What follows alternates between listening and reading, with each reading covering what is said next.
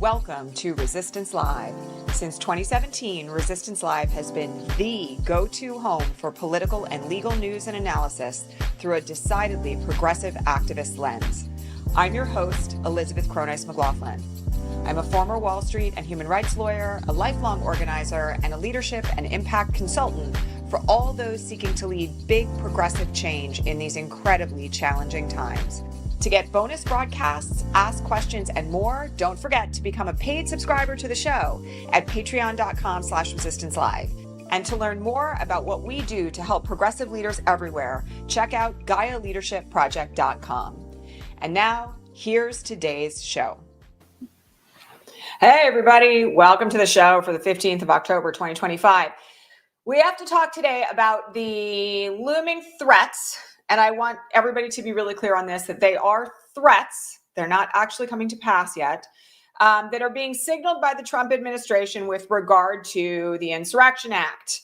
Now, we talked yesterday about how the entire regime is in a hard flop sweat about the No Kings rallies that are coming up on Saturday, partially because they are expected to be the largest demonstration in American history.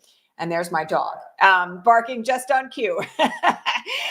One of the things that I want people to be aware of, as I said yesterday, is that the No Kings rally previously, and all the ones that have been organized by Indivisible, reminder, the folks at the top are friends of mine, I know them personally, have been organized non-violently and with a lot of training and with peaceful intent, okay? So the thing that I don't want anyone to take away from these threats, because that would, by the way, allow the regime to win, is that it is somehow unsafe to go out this weekend to show up for a No Kings event, okay? They are losing their minds because they know that they are outnumbered. And that, by the way, is all the more reason to show up at a No Kings event this weekend, not less. All right.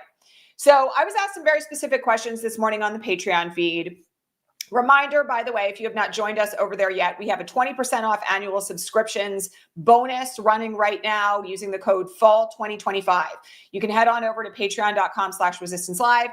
To claim that bonus, ask me questions for 3 hours before every broadcast, get weekly bonus broadcasts, and more. Okay, so this morning over on the Patreon feed, I was asked to explain what the Insurrection Act invocation would look like. All right, now I've discussed this a little bit here before, but I want to make a couple of things clear. Okay, under ordinary circumstances, in an ordinary America, you're not allowed to roll out the U.S. military into cities, let alone for law enforcement purposes, okay? This is what the litigation in California and DC and Chicago, where they haven't yet rolled out the National Guard, but they're really trying to. There are some National Guard on the ground there. What the lawsuits about those events have been about, because the claims have been that there's a violation of the Posse Comitatus Act. We've talked about this a lot here, which says that you cannot use U.S. military for purposes of local law enforcement, okay? Nonetheless, what we have had in Los Angeles and in Chicago and in DC is, in fact, the use of the use of federal troops in furtherance of one of two things: either federal actions like ICE, right? Or in some instances, there's been a really serious argument that they're actually being used for things like crowd control in protests, okay?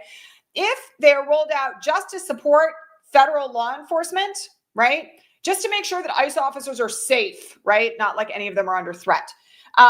Then that would be potentially not in violation of Posse Comitatus, okay? But what the Insurrection Act allows the federal government to do is to use federal troops for purposes of law enforcement, to essentially roll federal troops into any location in the U.S. to quell insurrection, quote unquote. That means very specific things. Put down uprisings, which also means something very specific, and otherwise kind of keep the peace, okay? So the challenge of invoking the Insurrection Act is that the second that he does it, there is going to be immediate emergency litigation in court, okay? Because the Insurrection Act has only been invoked in very specific instances. In fact, it's only been invoked by my research 3 times in American history. One was in advance of the Civil War. The second was to put down an uprising by the KKK. And the third was during the Rodney King riots in 1994, when George Bush rolled in the Marines essentially to try to calm down the situation in LA after the Rodney King beaters were acquitted. Okay. That's the only time, by the way, in modern history that the Insurrection Act has been invoked by a president. So in order for him to claim that the Insurrection Act is justifiable here, he's going to have to insist, okay, that, and I will get to the question about the National Guard in a second, he will have to insist that there is some kind of an insurrection happening that warrants the rollout of the U.S. military against U.S. citizens, okay? I'm going to remind you all that the governors of particular states can, of course, mobilize their own National Guard when required, okay? So this is not a situation like what happened at Kent State, for instance, where that state's governor mobilized the National Guard after the shooting at Kent State, okay? We have to keep in mind here that there are very limited circumstances under which the Insurrection Act can be invoked by a president, okay? And the reason why he hasn't done it yet is because he's actually been sideswiping the Insurrection Act, sideswiping or trying to, posse comitatus, by rolling them out anyway to see what happens next. All right, so I know that there's a lot of people who continue to have this thing of like, oh my God, the Insurrection Act, okay? And I have to point out to you that what the Insurrection Act looks like is U.S. Marines and maybe National Guard from other states on the ground doing law enforcement. So if you get where I'm going with this, you have to ask yourself the question, what is the Insurrection Act invocation going to look like that is any different from what is happening in DC or in LA or in Chicago? And for that reason, we have to make it really clear that this is being used as a threat, right? Whether he invokes the Insurrection Act or not, I have no doubt at this point, if Trump decides he wants to roll the military into any given location, he's just going to do it. He's not invoking the Insurrection Act. In fact, this has been admitted by some of his advisors. He's not invoking the Insurrection Act because he knows it's going to end up in court. He knows that it could end up with an injunction, okay? But he's going to do it anyway if he feels like it. All right. So nobody should be under the impression. And in fact, if you're terrified to go to No Kings as a result of this, you're falling for the propaganda, right? He could, of course, decide to roll the U.S. military into a particular location on No Kings Day, right? We would know about it, though, if that was coming, because it's not a small thing to mobilize like thousands of federal troops. Like, you're not going to get away with doing that under the cover of darkness, in other words. Like, we will know if it's happening. If he happens to declare the Insurrection Act, there will be an immediate court case. There will still probably be violence from federal officers in the street and maybe from the U.S. military. That, by the way, will also not be any different from what's happening in Chicago or Los Angeles or plenty of other places around the country where ICE is currently engaging in robust, foul violence against people who live here, including U.S. citizens. All right. So I just have to say to everybody that they are very wound up about No Kings. Again, we talked about this yesterday, and it is because the idea of millions of Americans in the streets scares them, right? They don't want there to be visuals of millions of people around the country standing up for democracy and against the regime. Does that mean that they have a lawful basis to invoke the Insurrection Act? Absolutely not. But does it matter whether they invoke the Insurrection Act or not at this point? Probably not. They're going to do what they want to do anyway. And so I just want everybody to be very aware that No Kings, again, we had a No Kings event in the spring, right? Wholly nonviolent, completely peaceful. The same is going to be true on Saturday. And so everyone should go, in other words, and understand that between now and then, they're probably going to make a lot more threats, right? They're claiming, I joked about this yesterday, that we're all paid protesters because, of course, they can't imagine in their tiny little brains that people would actually stand up and reject what they stand for, reject the violence that they're perpetrating against immigrants, reject the violence that they're perpetrating against whole cities right now. They can't imagine that we would actually do that because we care. So it's time to prove them otherwise. It's time to prove them otherwise. All right. And I want to remind everybody, by the way, if you go to a No Kings event, please be very, very careful about the photographs that you take. All right. So, we've spent some time here on the broadcast talking about things like surveillance, talking about things like facial recognition software. A plea to everyone who is going: do not post anyone's face on social media without their express consent, okay? Don't do it. Take a picture of somebody's sign, don't have any faces in it. Take a picture of a crowd, fine, don't have anybody's faces in it. And it's really important to not have recognizable descriptions, by the way, like things that would identify somebody in any photograph that you are posting on social media, all right? My philosophy on these, when I go to events like this, is I may post a sign. That's it. I don't post anything else. And I have also expressly told people, don't film me. Don't take a photograph of me. I don't want my face on the internet. I sure as hell don't want my kids' face on the internet if my kids happen to be with me. So make sure that you are, being very thoughtful about all of this. Also, I will remind everybody that the Electronic Frontier Foundation, which is at EFF.org, has a guide for managing your electronic security while protesting, okay? You can go look that up. It's a whole downloadable thing, all right? Make sure that you are doing the right thing with regard to your electronics at this event, okay? Because even though I do believe that they are going to be wholly peaceful and fundamentally uneventful in the context of the regime's response, I also want people to be cautious, because really, for about 10 years now, every single event has folks in the crowd who are undercover, has folks in the crowd who are using facial recognition software. It's much easier to do that these days, by the way, with those handy dandy Meta glasses. So keep in mind that you have to be very thoughtful about how you protect your identity and protect your security at these events, even though they are likely to be, as I said, uneventful. Okay, so that's that. And, if he invokes the Insurrection Act, like I said, there will be instant litigation, guaranteed, probably within hours. So, we'll cross that bridge when we come to it, but it's not going to look any different than it looks right now in Chicago, just so everybody's aware. The footage out of Chicago is horrifying. I think everybody should generally expect that if they roll the military into cities, it's going to look exactly like that, okay? And also, by the way, at the No Kings event, please keep in mind that there are legal observers on the ground at all the major ones. There really should be at everyone. And there are usually also monitors who are there to de-escalate and make sure that things don't get out of hand if there are counter protesters. So know who those people are.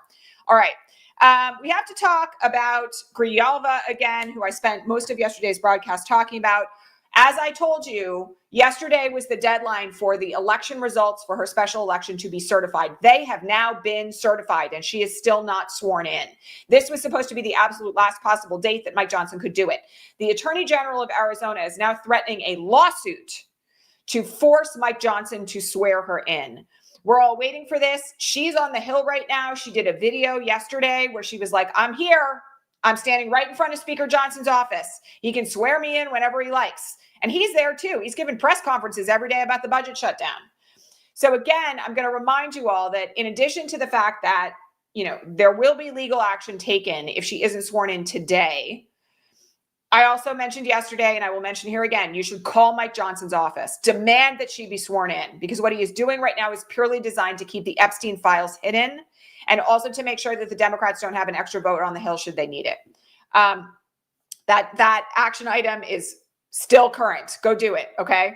All right, we have to talk about this breaking news story last night about the Young Republicans chat. Oh my God. If you happen to miss it, okay? Yesterday evening, a leaked chat from the Young Republicans, which, by the way, is a little bit of a misnomer because it includes people from the age of 18 up to the age of 40. It includes a current state senator. It includes a number of people currently serving the Trump administration, was leaked to the press. And included in there are statements like, I love Hitler.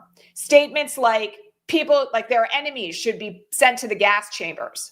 Statements that are overtly and explicitly racist against Black Americans, really disgusting stuff. And then also a comment of God, if this chat ever leaks, we're really going to be in big trouble. Many of the folks, by the way, who were in there are directly affiliated with sitting U.S. congresspeople and senators, including someone who's very close to Mike Johnson. So this is something to be aware of. Obviously, it's very disturbing that people who hold these kind of extremely violent and racist views are currently in positions of power or currently running Young Republicans events. But I also have to say, none of this surprises me at this point because they are who they look like, right? Meaning that they are based on their social media profiles, based on the things that they've said in public, based on the things that they've said to the press, many of these folks are already aligned with very far-right causes. So the fact that in their silent group chat, their private group chat, they're saying things that are this overtly violent and racist really isn't like shocking at all in its own way, right? It's shocking that they think it's okay to say it and there's not going to be any retribution, but it's not shocking that they're saying it. I mean, it's very consistent with what we know about a lot of these people already.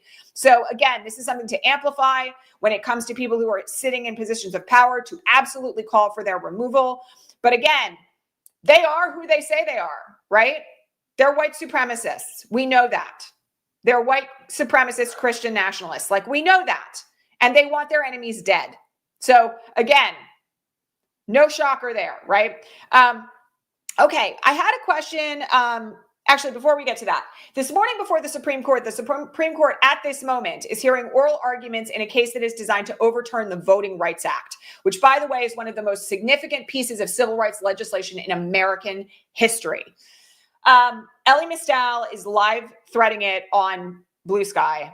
I will just tell you that, as predicted, it's not looking good. And he is making some very astute observations as he's listening to the oral arguments about the fact that Kavanaugh and Gorsuch and Roberts seem to think that anything that uses the word race is discriminatory, rather than the intent of the Voting Rights Act, which was to protect the voting rights of Black Americans.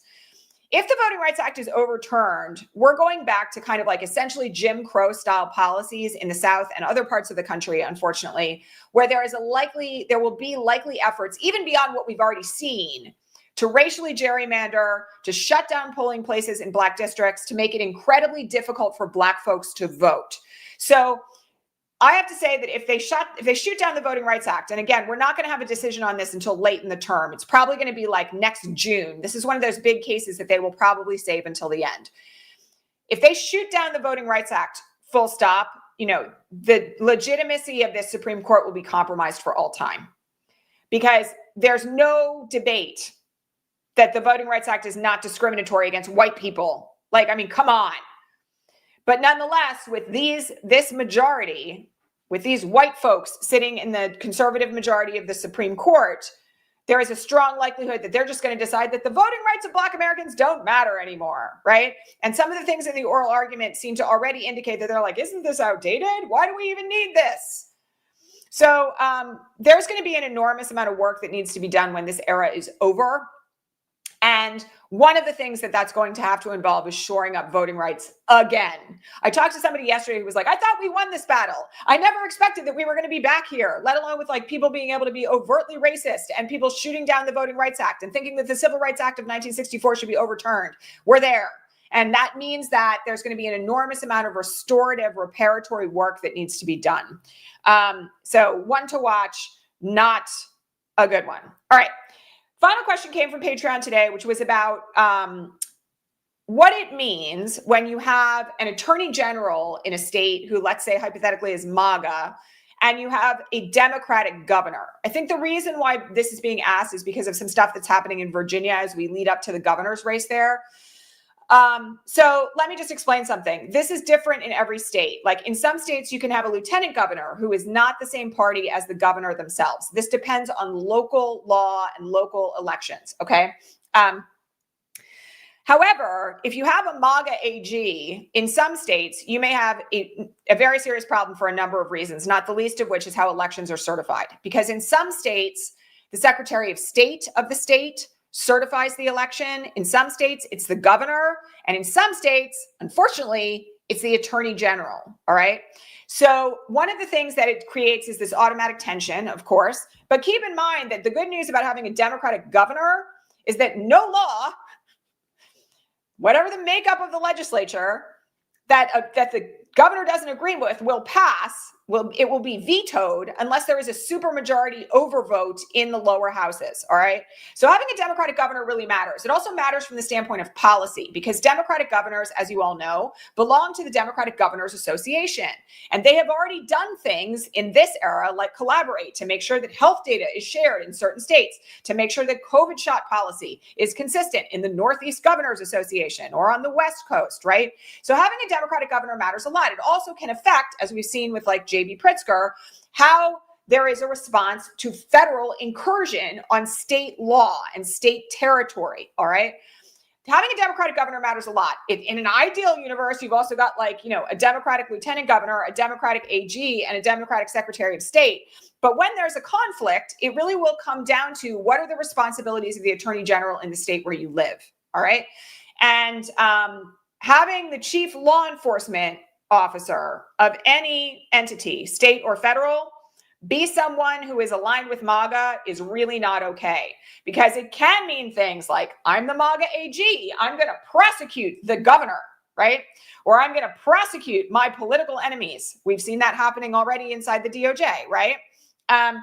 It's not good by any stretch of the imagination, but there can be some counterbalance there when the governor is a Democrat and the AG is MAGA, and that can include things like the Democratic governor vetoing laws that might support what the MAGA AG wants to do. So very complicated explanation, but it really does depend on state and local law. And for those of you who are worried about it in Virginia, I know there is a scandal brewing with an AG candidate there. I have not followed it very closely, but vote Spanberger, and at least you'll be in good stead with the governorship, okay? And by the way, if you live in New Jersey, I'm just going to remind you as well, we have a really critical governor's race coming up here. Mikey Sherrill must be elected.